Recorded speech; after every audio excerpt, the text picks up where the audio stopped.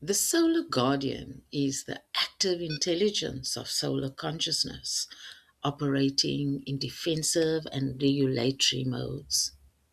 It is the protective perimeter around the sacred fire.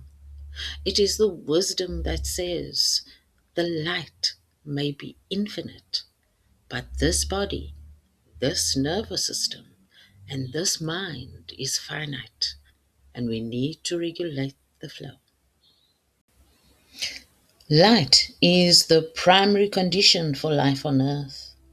Without the sun, our world is a frozen void. But light, in its pure, unfiltered essence, is not merely gentle or comforting, it is consuming. When we expose a delicate ecosystem to direct, unshielded solar radiation, it doesn't thrive. Instead, it scorches, it dries up, it burns out. In the realm of mind, spirit, and human psychology, the exact same law applies.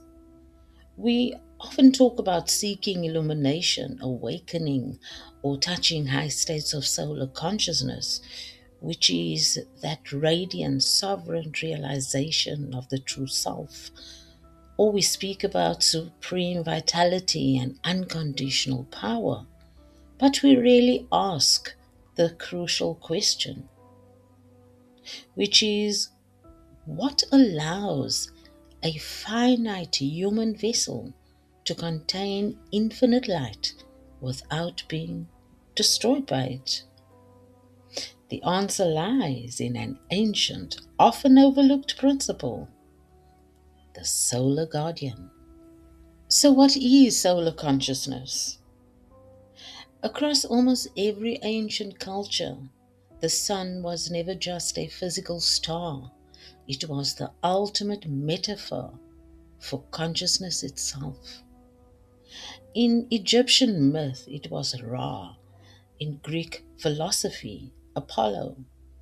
In Vedic tradition, it was Surya. Solar consciousness represents the central kernel of awareness, the source of will, of clarity, of purpose, and unyielding truth. Psychologically, solar consciousness is the fully actualized self. It is the realization that you are not merely a passive victim of circumstances, but a creator, a center of gravity around which your life orbits. When a human being touches solar consciousness, the energy expands. They feel inspired, authoritative, and connected to a deep reservoir of vitality centered right in the solar plexus and heart. But here is where the trap lies, because high voltage energy demands high voltage architecture. And so, if the mind and body are unprepared, if there is no regulatory system in place, solar consciousness can turn destructive. In psychology, this is called ego inflation. The ego mistake loads divine light into its own small identity, leading to hubris, manic burnout, or tyrannical self absorption. This is why ancient mythologies never presented the sun god as traveling alone. In Egyptian lore, as Ra traveled through the sky and the underworld, he was surrounded by guardians. The deity Seth stood at the prow of the ship with a spear warding off Apep, the entity of total entropy and void. The serpent Mayhem wrapped itself around Ra, acting as a protective suit of armor. In Norse mythology, the sun horse pulls the sun across the heavens, but sitting directly in front of the wheels is Fallen, a legendary shield whose name literally means the cooling one. Without Svalin acting as a filter, the sun's raw heat would instantly consume the mountains and oceans below.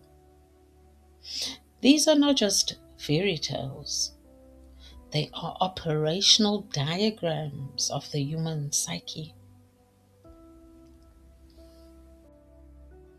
So, how does a solar guardian manifest in your actual day to day life, you might ask?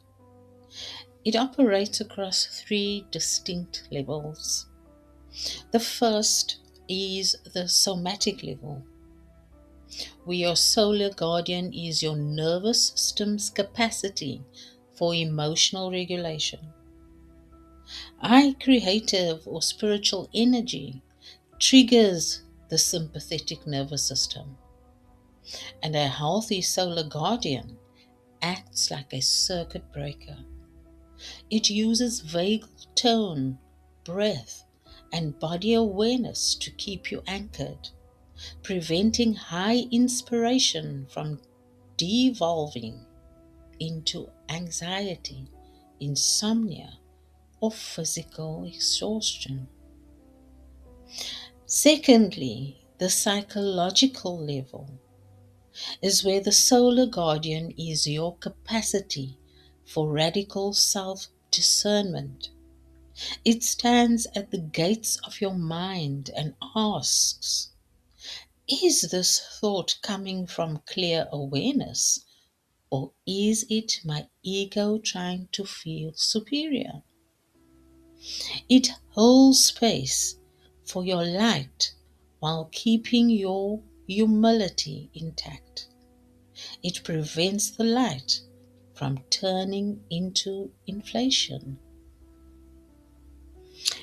The third level is the boundary level. This is where solar energy is inherently generous. It radiates outward without asking for anything in return. But without a guardian, vampiric environments and parasitic habits will drain your inner sun dry. The solar guardian is your ability to say a clean, absolute no. It protects your time, your attention, and your energetic reservoir so that your fire remains sustainable. We cannot safely inhabit solar consciousness without developing a solar guardian. Without the guardian, light burns the vessel. Without the light, the guardian has nothing to protect. They are, in fact, two halves of one unified reality. And so, to cultivate your inner solar guardian, we need to build strong boundaries before seeking expansion.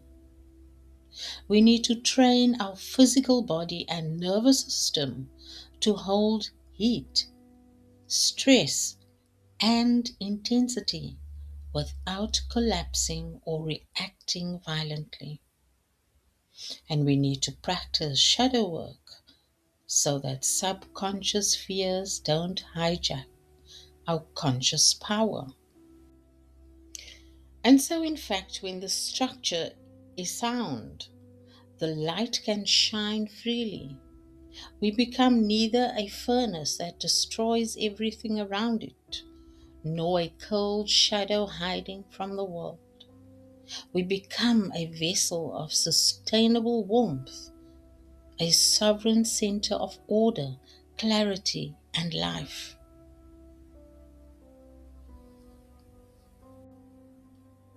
For light is not meant to conquer the vessel, it is meant to illuminate it.